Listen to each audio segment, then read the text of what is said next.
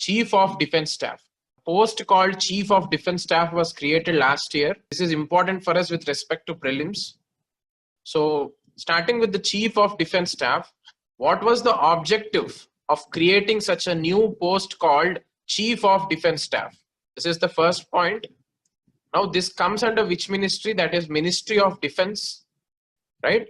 And now we will be dealing with some important points about this Chief of Defense Staff with respect to prelims. Starting with, under the Ministry of Defense, a new department called Department of Military Affairs was created, right? Under the Ministry of Defense, a new department called Department of Military Affairs was created, and this Chief of Defense Staff will be heading this Department of Military Affairs.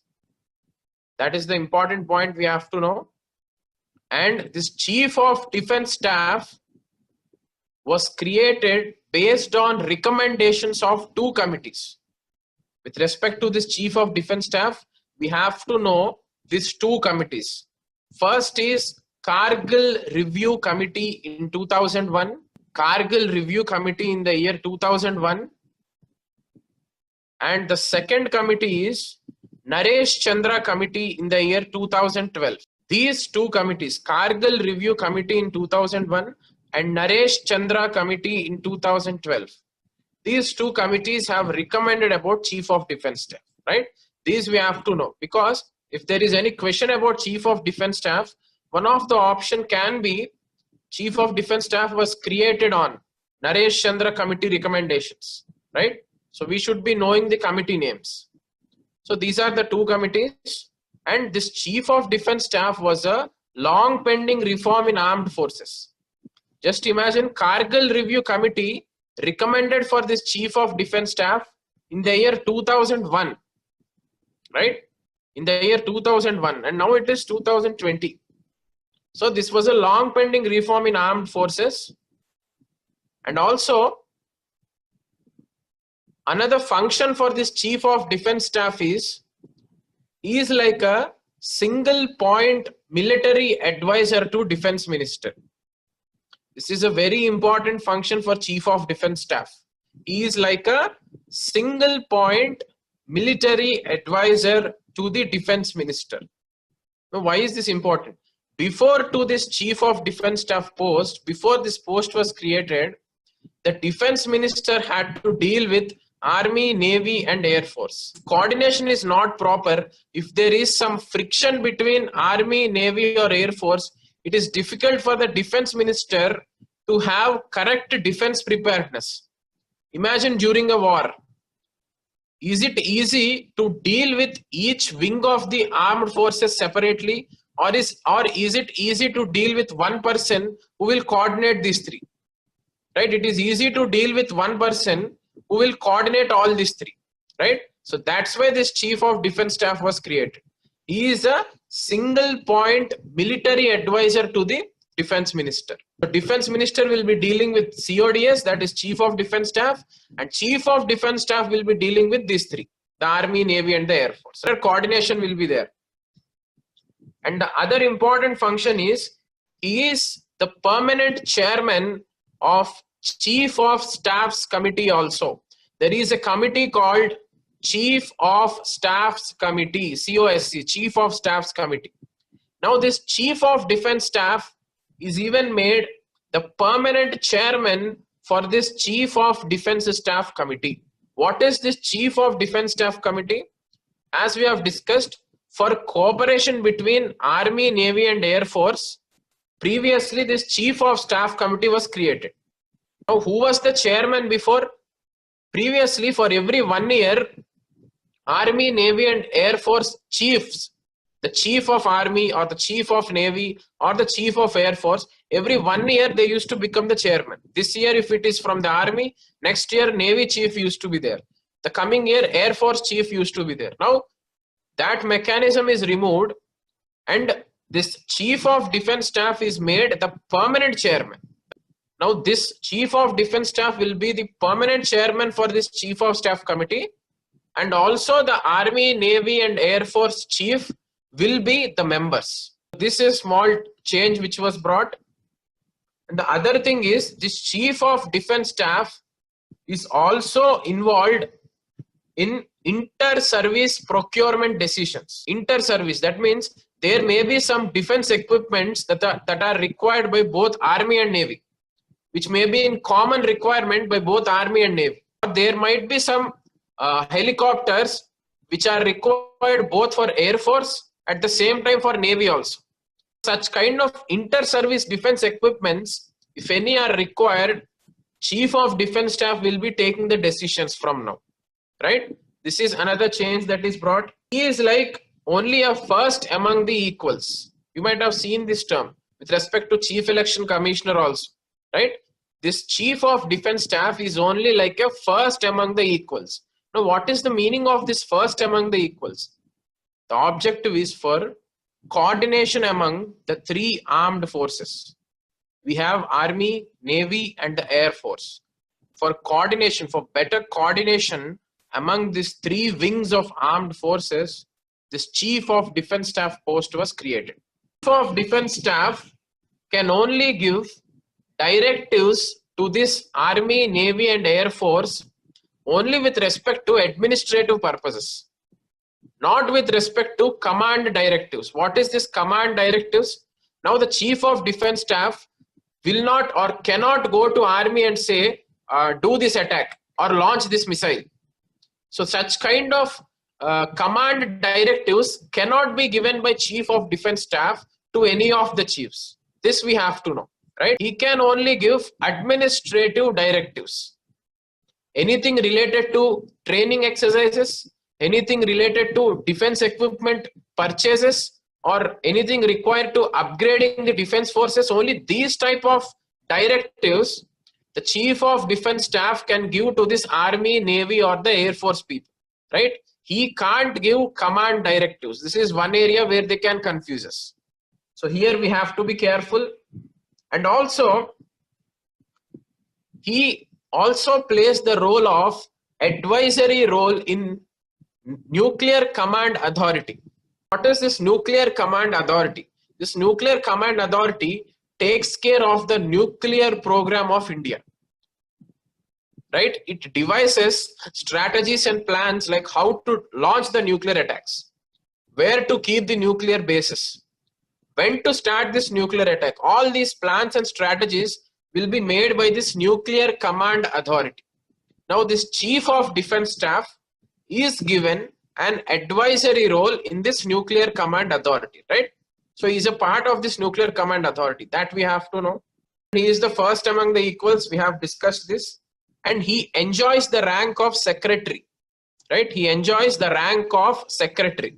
This is a peripheral point. And so basically we have discussed what is the objective: jointness in operations, right? Now if a war is being waged by any country on India, it can be through air, it can be through land, or it can be through sea also. So at any point of time, to have better defense preparedness, that means to have better preparedness in defense, a coordination should be there between Army, Navy, and Air Force. We don't know which one to be launched, right? It's a war. It's not like only the countries will be waging war in the land, right? It's not like it's land based war is different from air, and that is different from sea. So everything has to be worked in coordination and cooperation. For the jointness, this Chief of Defence Staff was created. That's why this is important, for jointness in the operations and synergy in the operations. For this Chief of Defence Staff was created. And this Chief of Defence Staff is also responsible for operation of theatre commands or joint commands. Is responsible for the operation of theatre commands or joint commands. You might have seen this theatre commands in the news also. In Andaman and Nicobar Islands, we have a tri-service theatre command, right? We have a base there in Andaman and Nicobar Islands where Army, Navy, and Air Force, all the three bases are together there. All the three bases are together in Andaman.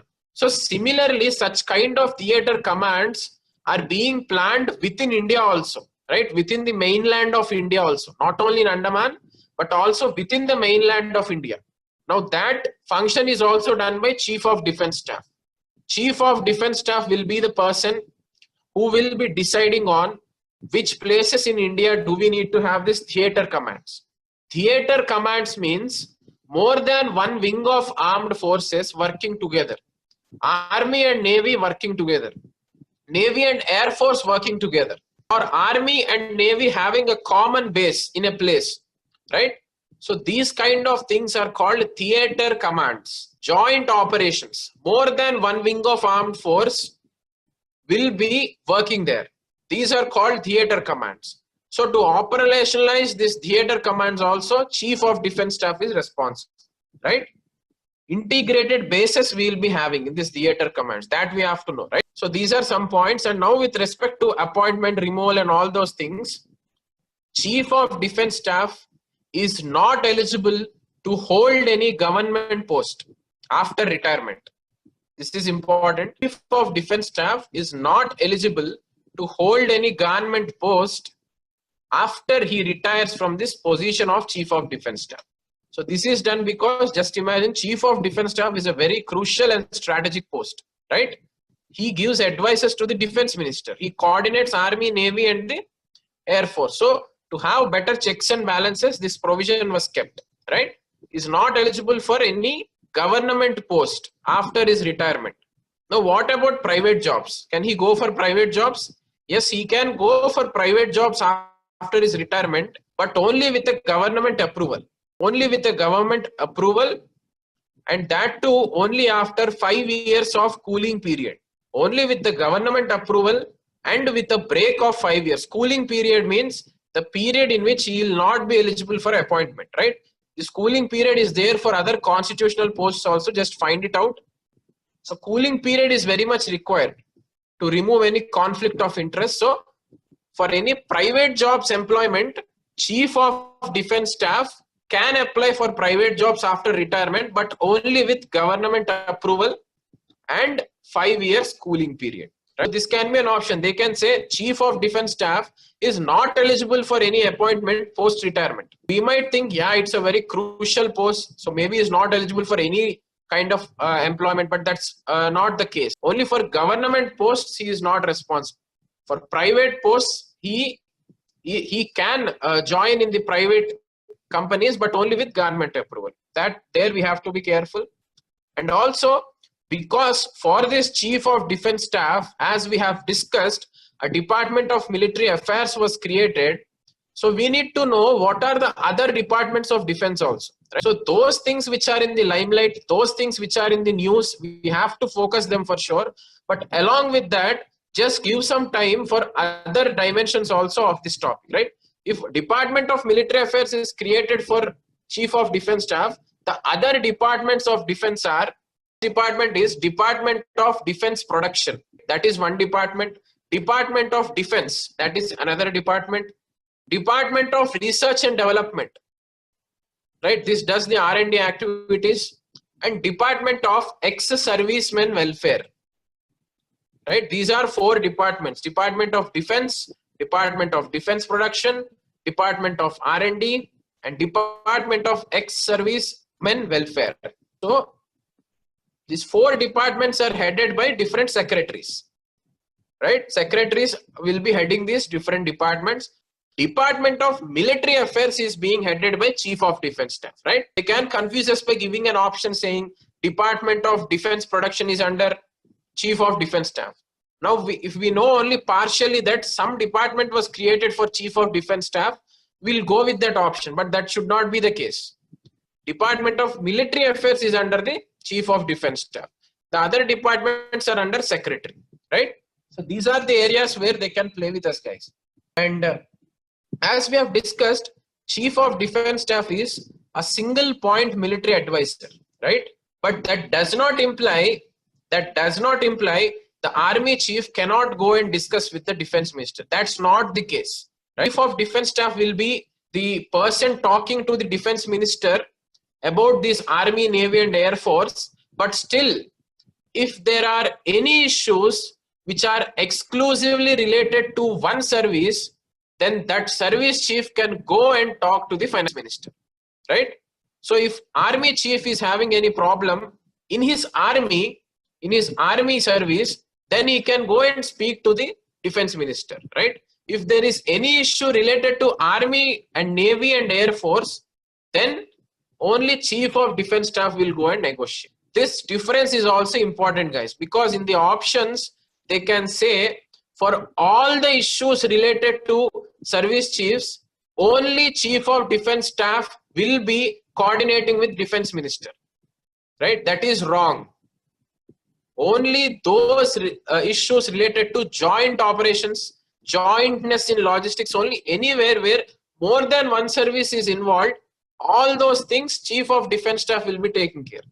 If there are any issues related to one specific service, then that service chief can go and negotiate or discuss with defense minister, right? That point is important.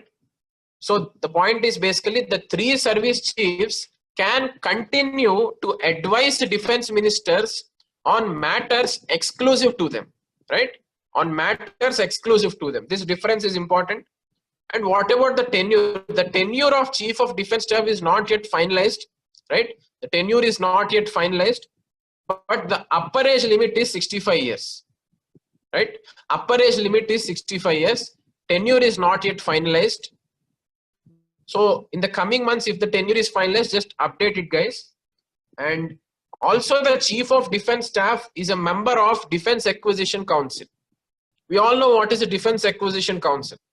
This is the apex body for approval of any defense capital acquisition. That means any defense equipment we are purchasing from other countries or from private companies, then this Defense Acquisition Council is responsible for approving them, right? This newspaper also we can see 300 crores worth defense equipment is being bought as a part of emergency defense procurement. That's why also Defense Acquisition Council was in the news. And also chief of defense staff is a member of Defense Planning Committee also. So not only coordinating between Army, Navy and Air Force, but he has a lot of other jobs also. And is India the first country to create such a post? That is also not the case.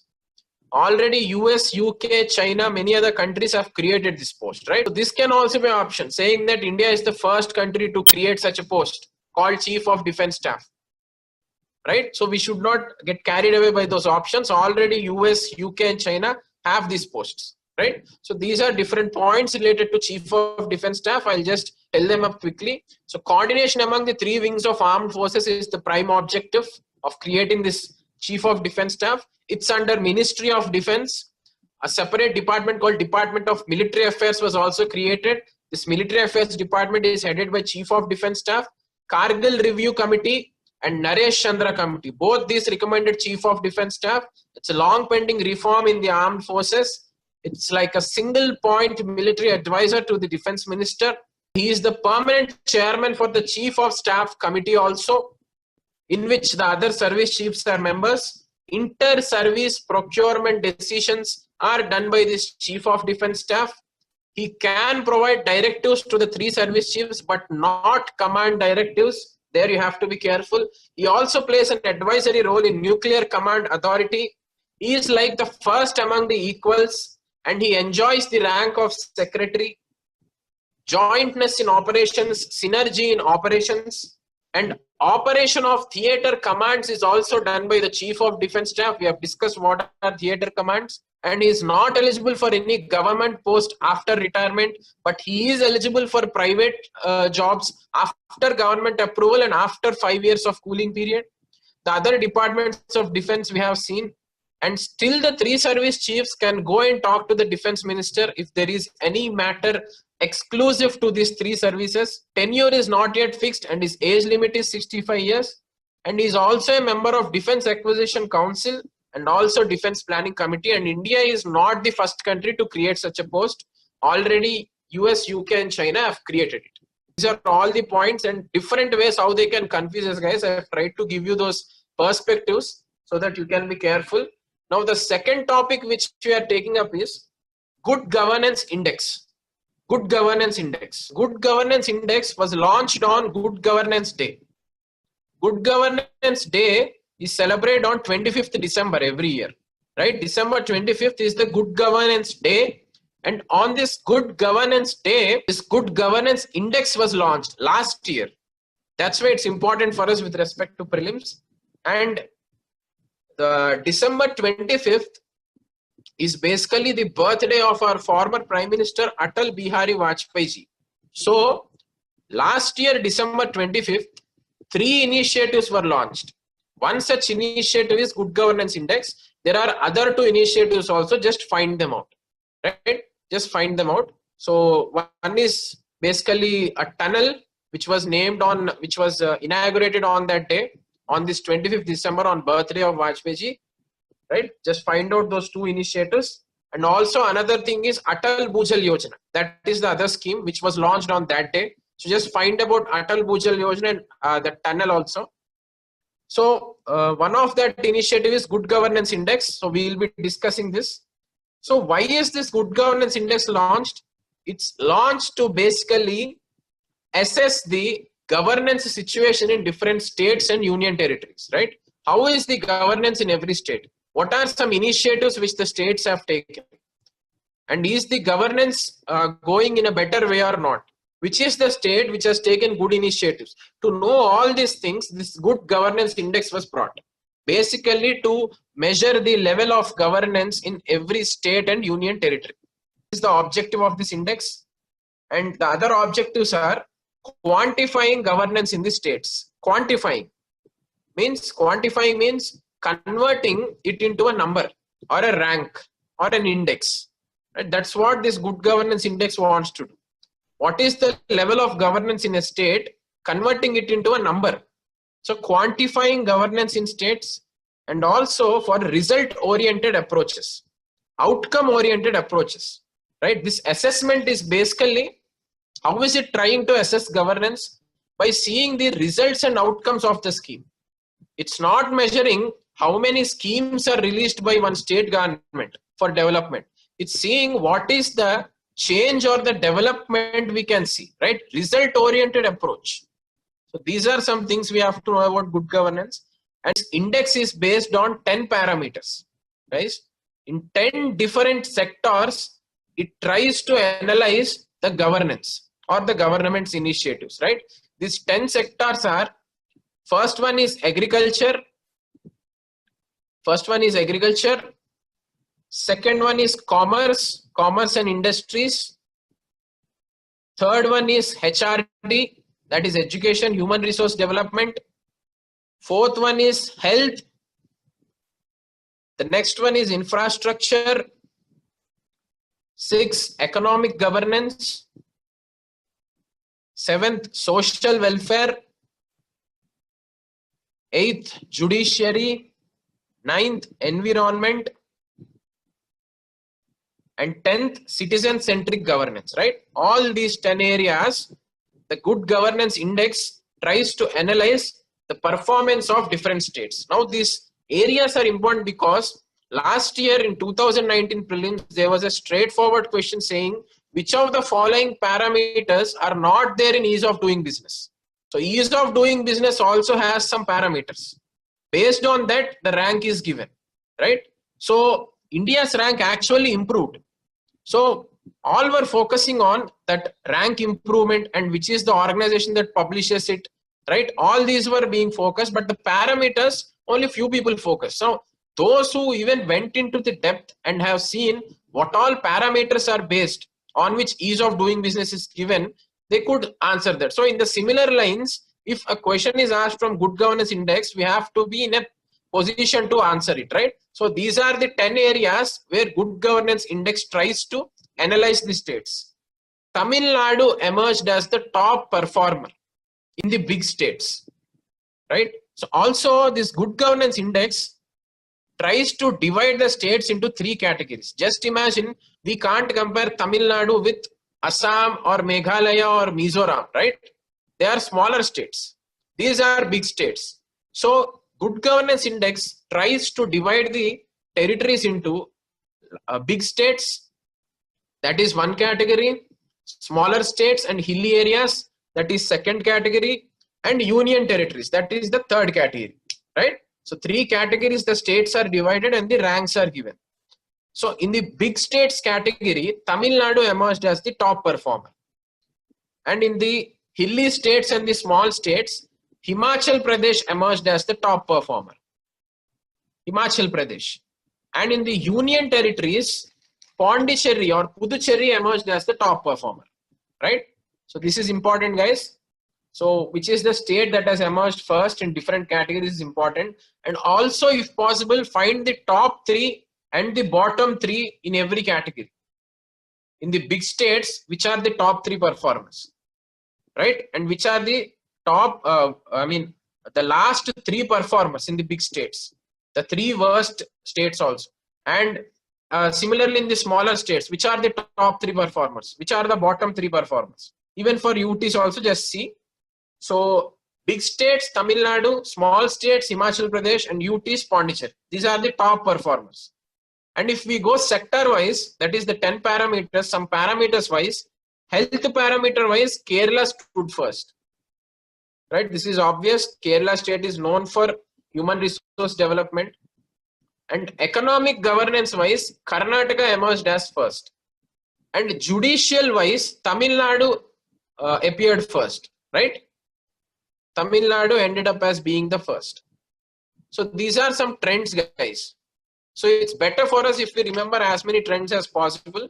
But one common trend which we can see is mostly the southern states are there. So if in case any northern states are given, and if we can't remember like in every parameter which is the state that emerged as first, at least these are some important parameters which I have told you.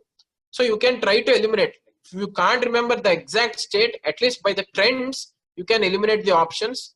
And this good governance index is launched by Ministry of Personnel, Public Grievances and Pensions.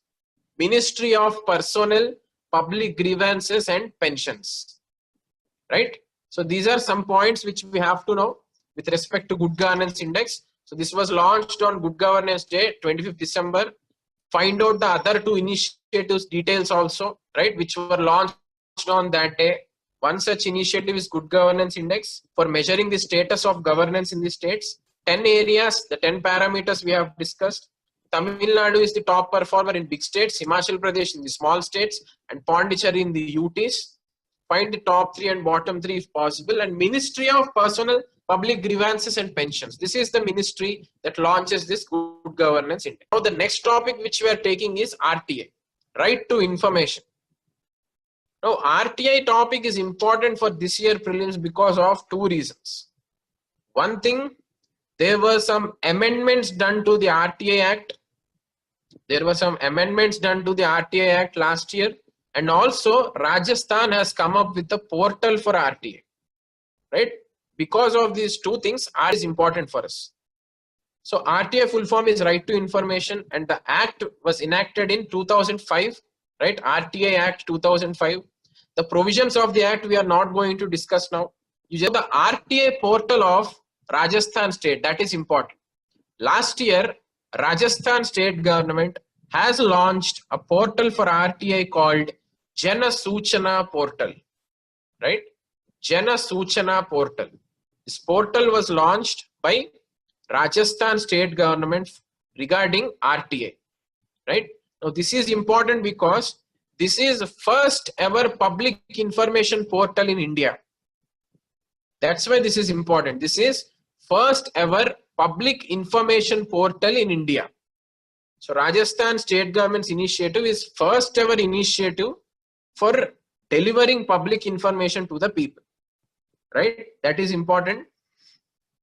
Now, under the RTI Act, there is a section 4 of RTI Act which talks about suo motu disclosure of information, right?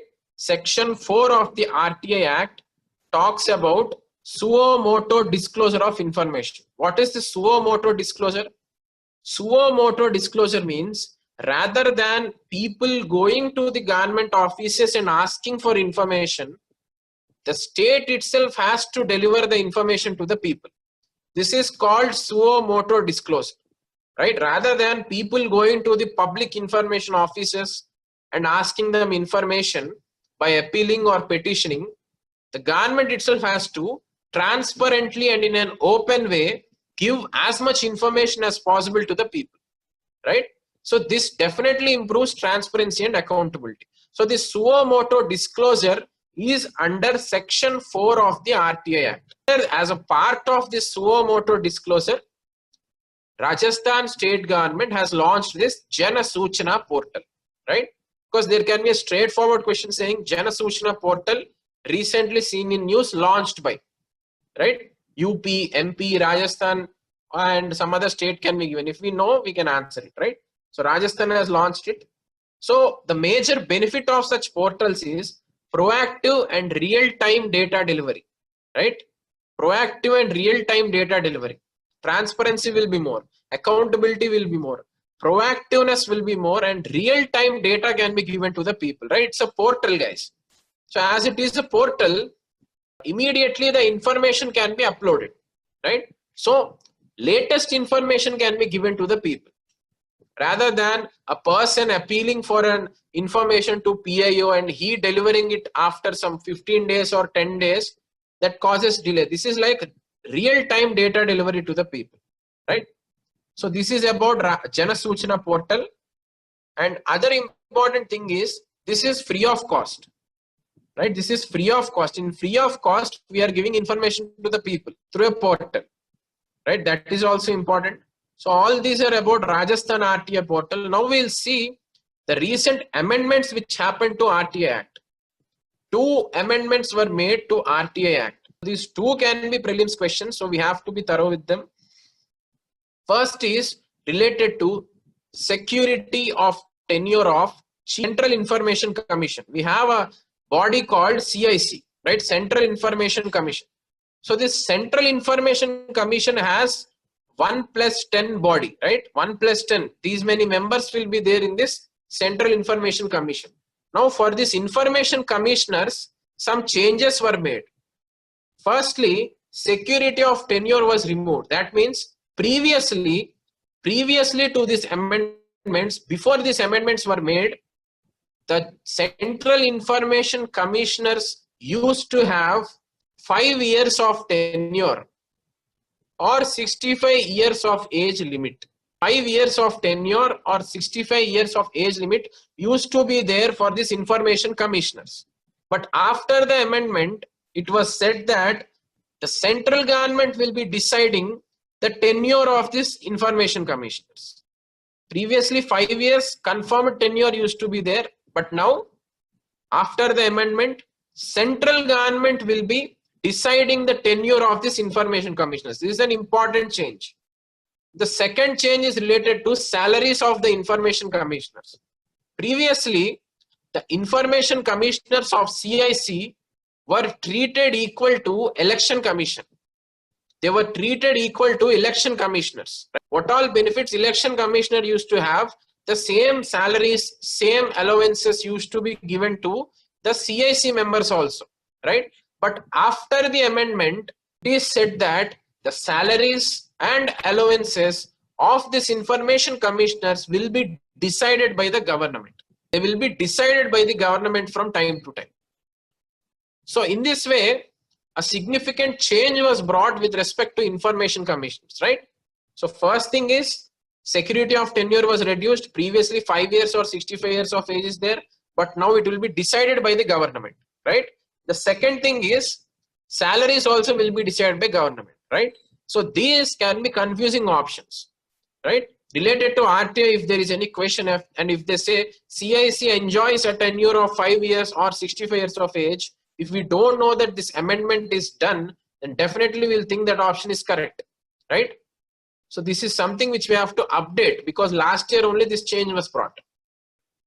And the other dimension with respect to this amendments is these amendments are not only for the CIC, Central Information Commission, but also for the State Information Commission also, right? So federalism is being affected. This is also one argument that is brought with respect to this amendment, right?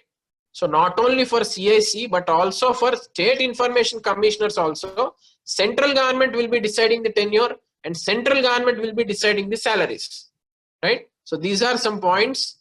Rajasthan, Janasuchna portal related to RTI, first ever public information portal, suo motu disclosure related to section 4 of the RTI, proactive and real-time data delivery, free access to the people with such portals, the recent amendments, no security of tenure, tenure will be decided by the government, salaries will be decided by the government of the information commissioners, not only central information commissioners, but also the state information commissioners. Central government will decide. These are some points, guys, with respect to RTI. Now we'll take up environment topics. So today we'll try to discuss COP25 summit, which happened last year in the month of December. COP25 summit. So every year December, this COP summit takes place, right?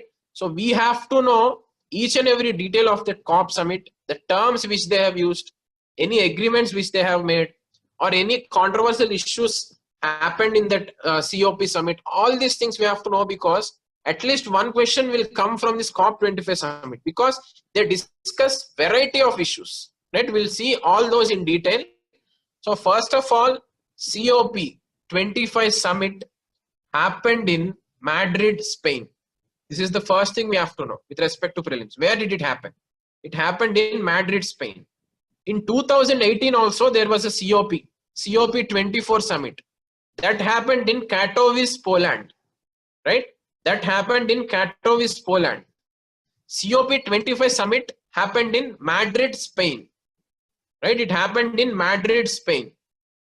Now, who is the presidency for this COP25 summit? It is Chile, right? Chile, country Chile in South America, right? That was the presidency for the COP25 summit. This year, this is one place where they can confuse us, because usually where the COP summit takes place, that country only will be the presidency also. But last year, because of protests going on in Chile, you can see that issue also. Just go through the net. At that time, in the month of December last year, Chile protests were going on. Because of that, the COP25 summit was shifted to Madrid, Spain. So this happened in Spain, but Chile is the presidency. And what is the COP25 summit? We know that it is related to climate change summit, right?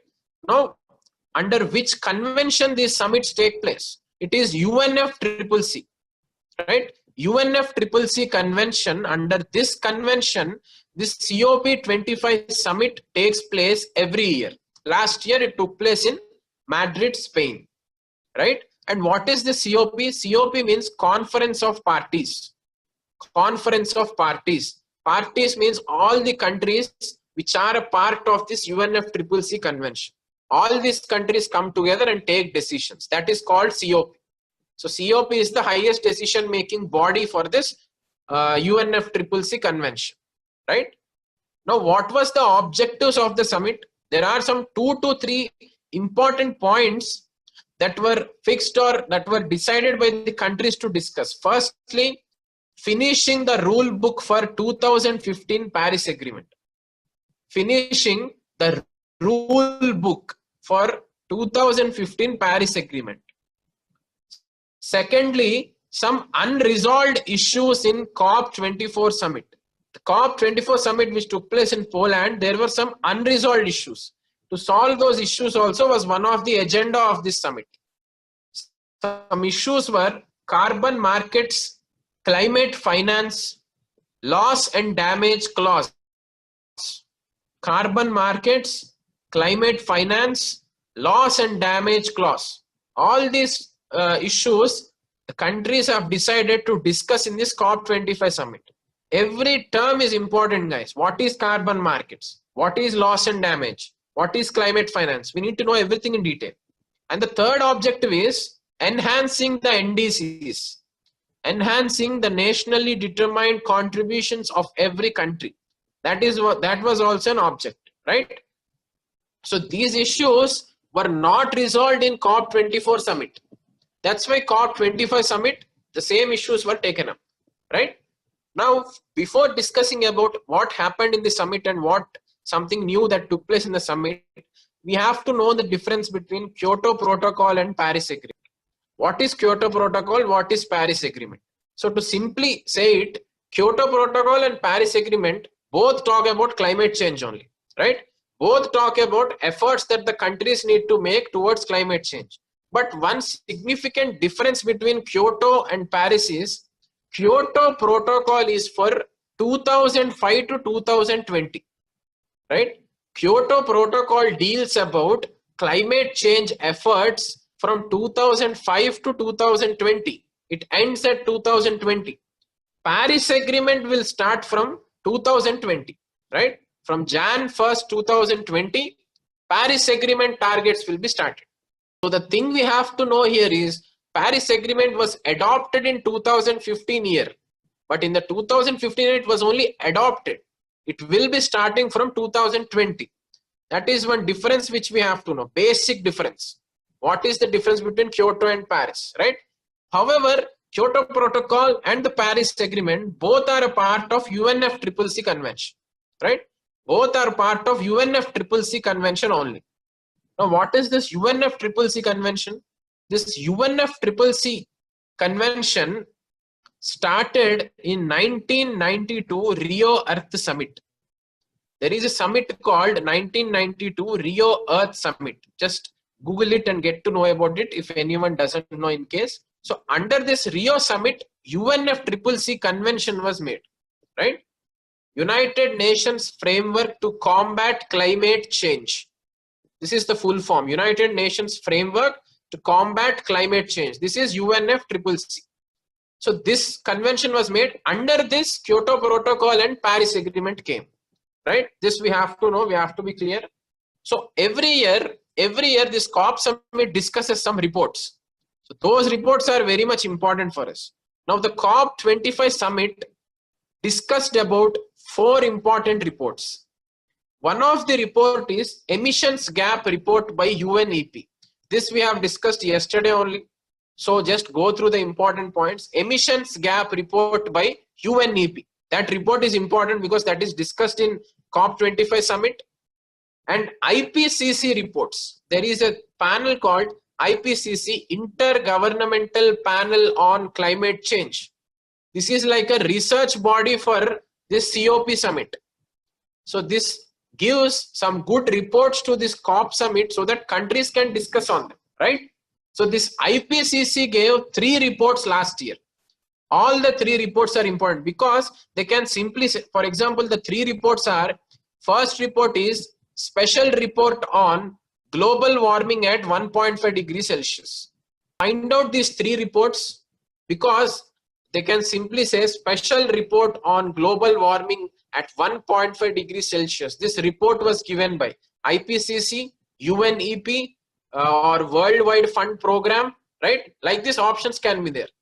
IPCC is something which gave 3 reports. One is about warming at 1.5 degrees Celsius. Second one, land use policy. Third one about polar and ocean regions, right? This is one report given by IPCC. The other report was given on special report on climate change and land use. Climate change and land use. That is the second report.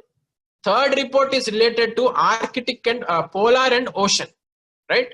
Polar and ocean, polar region and ocean. These 3 reports, just go through them. Remember the names of the reports, if not the details. And UNEP emissions gap report, that also you have to know. And now loss and damage clause. This was something discussed in COP summit. What is this loss and damage clause?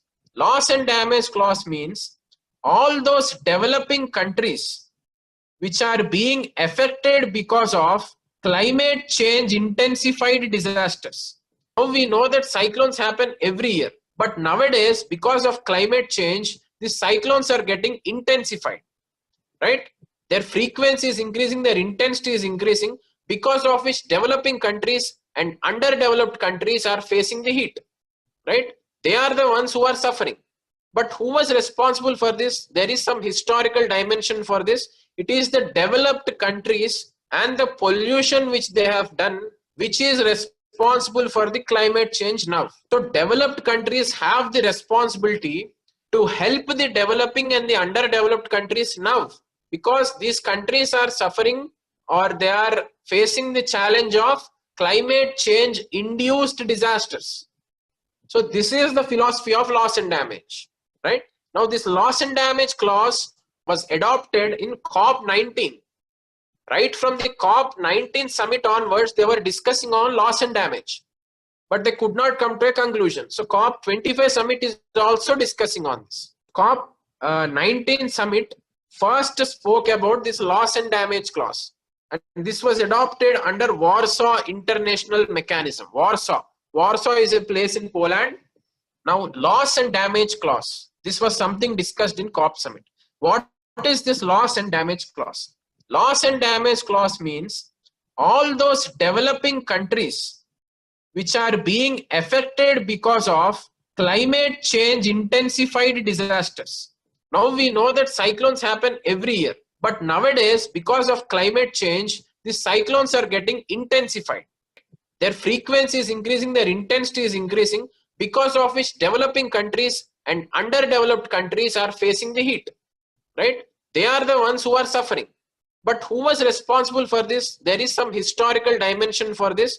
It is the developed countries and the pollution which they have done, which is responsible for the climate change now, right? So developed countries have the responsibility to help the developing and the underdeveloped countries now, because these countries are suffering or they are facing the challenge of climate change induced disasters. So this is the philosophy of loss and damage, right? Now this loss and damage clause was adopted in COP19. Right from the COP19 summit onwards, they were discussing on loss and damage, but they could not come to a conclusion. So COP25 summit is also discussing on this, right? So COP19 summit first spoke about this loss and damage clause, and this was adopted under Warsaw International Mechanism. Warsaw is a place in Poland. So this loss and damage, now I suppose everyone knows what is this loss and damage. It's basically developed countries helping the developing countries to cope up with climate change induced disasters, right? So that is loss and damage. For further details, please search in net, guys. The second thing which the countries have discussed about is common but differentiated responsibilities. This term is also important.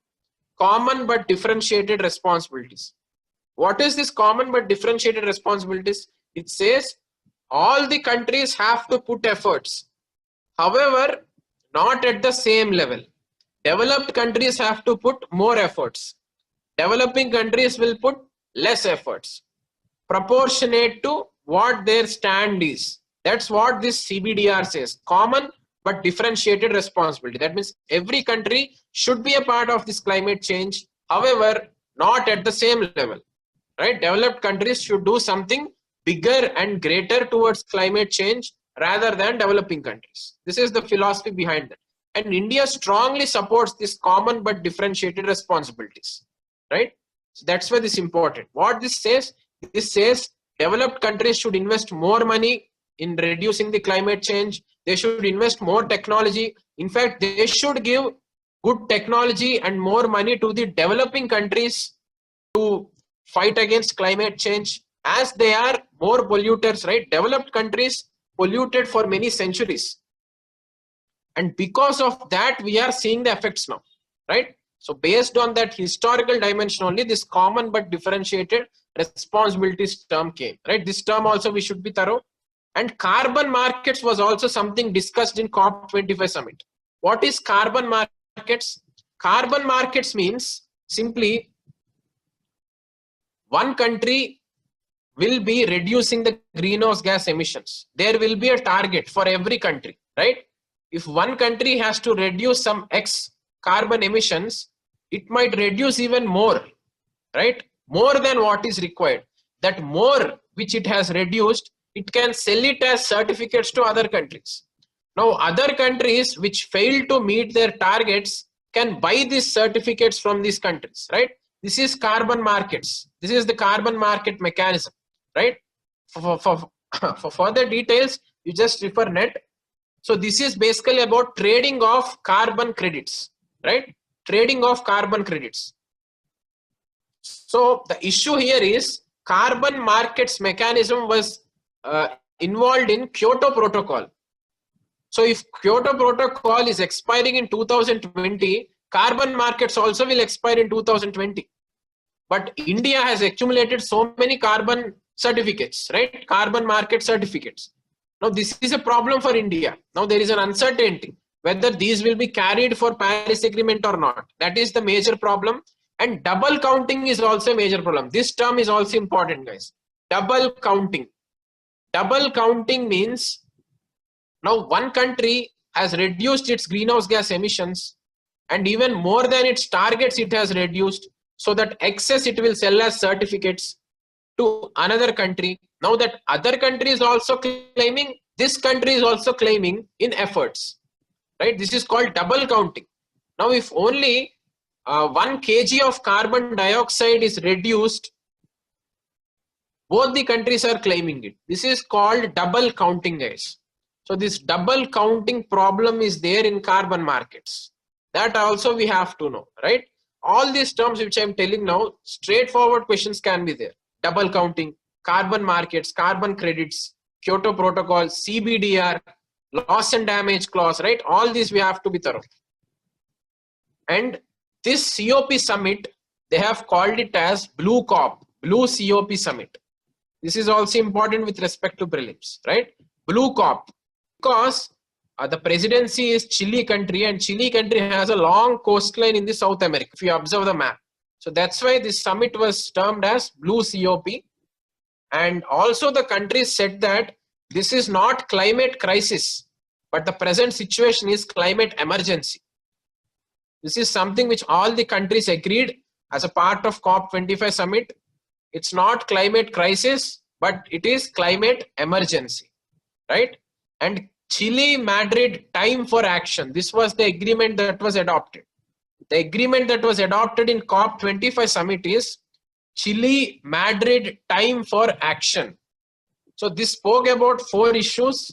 Emissions gap, right? Yesterday we have discussed what is emissions gap. So it said that all the countries have to bridge this emissions gap. Second thing, carbon markets. Carbon markets problem has to be resolved. But unfortunately, it was not resolved and it is postponed to COP26 summit this year. Climate finance issue was also unresolved. That is also carried away to COP26. One new concept is gender action plan. Gender action plan. That means how this climate change is affecting in a gender angle, gender-based angle, right? Gender sensitive approaches should be there for this climate change. So gender action plan was adopted under this Chile Madrid time for action, right? And also Article 6 of the Paris Agreement. This talks about carbon markets, right? So there can be a question saying Article 6 of the Paris Agreement related to. We might wonder, there will be number of articles in the Paris Agreement. Why did they ask only Article 6? But this is in news since 1 year, right? So we need not remember the entire Paris Agreement or the entire provisions of the Paris Agreement. Only those things which are in news, which are creating controversy. If we focus on them, at least we can answer up to some extent, if not fully, right? So Article 6 of the Paris Agreement is about carbon markets. So this is everything about COP25 summit, guys. So I'll just brush it up. It was held in Spain, Madrid. Presidency was Chile. It's a part of UNFCCC convention. COP means Conference of Parties, highest decision-making body. Objective of the summit is finishing the Paris Agreement rule book, carbon markets issue, climate finance issue, loss and damage issue, enhancing the NDCs issue. These all were not solved in COP24. That's why COP25 also. Kyoto Protocol, Paris Agreement, the changes we have discussed, the differences. UNFCCC 1992 Rio Earth Summit and the reports, UNEP emissions gap report, IPCC, the 3 reports, and loss and damage clause, common but differentiated responsibilities, carbon markets mechanism, issue of double counting, and blue COP. That also we have discussed. Not climate crisis, but climate emergency. Gender action plan under Chile Madrid time for action. So all these, Article 6 of Paris Agreement, right? All these are just the words. I'm just throwing the important words to you so that if you at least remember these, you can somehow or the other try to attack the question, right? So when you have time, just go into details of all these topics. And the second thing we are discussing today is Assam gas leak and Russia oil leak, right?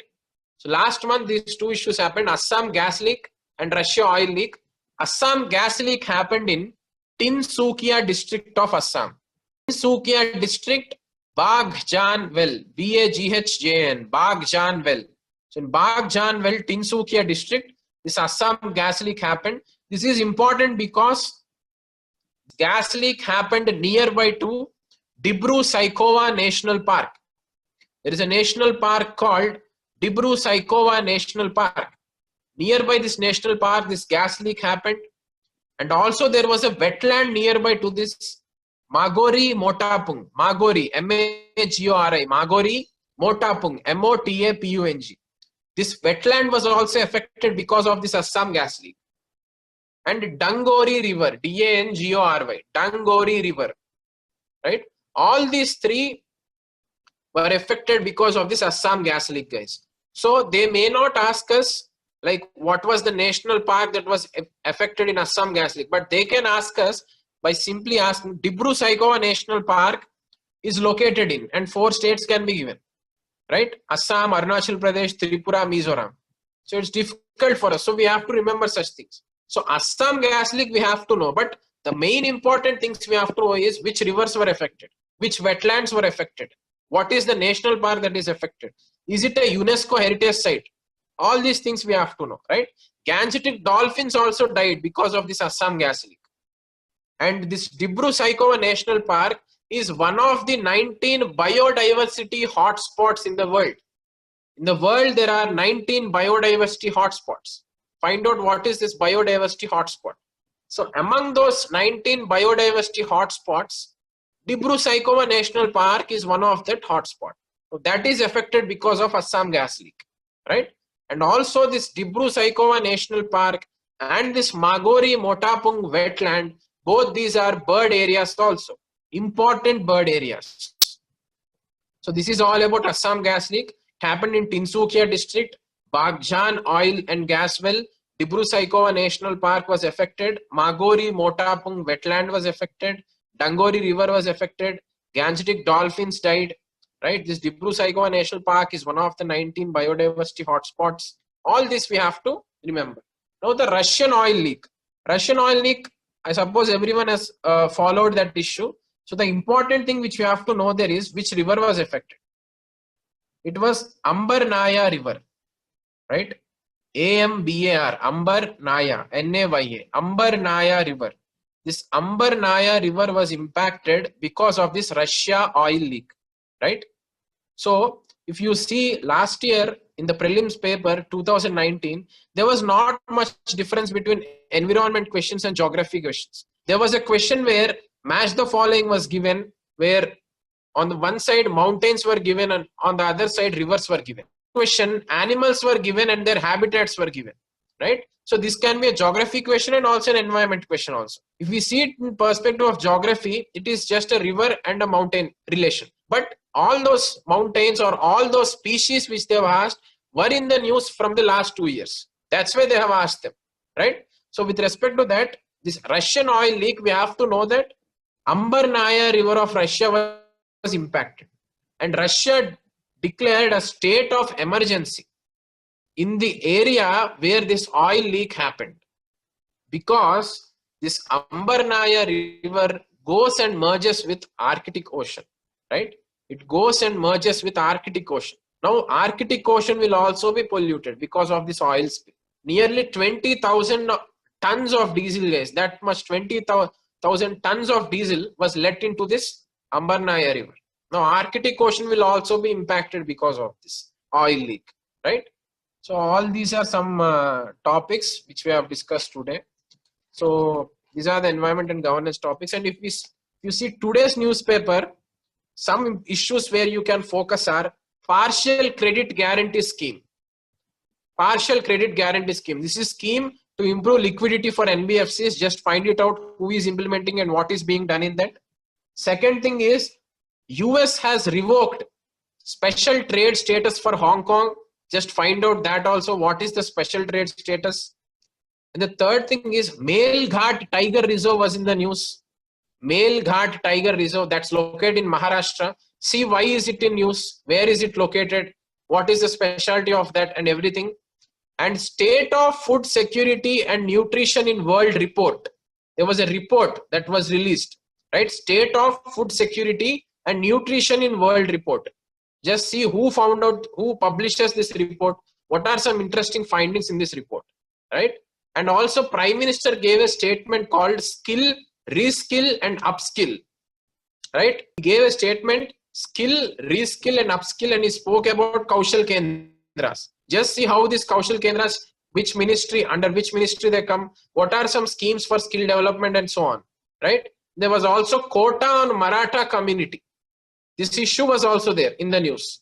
So just see what are some enabling provisions for reservations. Only state government, only central government can give, or state government can also give reservations. Just see all those relations, right? And there was also an article saying India's population peaks by 2047. Just see which states are doing well in population control. Which is the state with largest population explosion right now?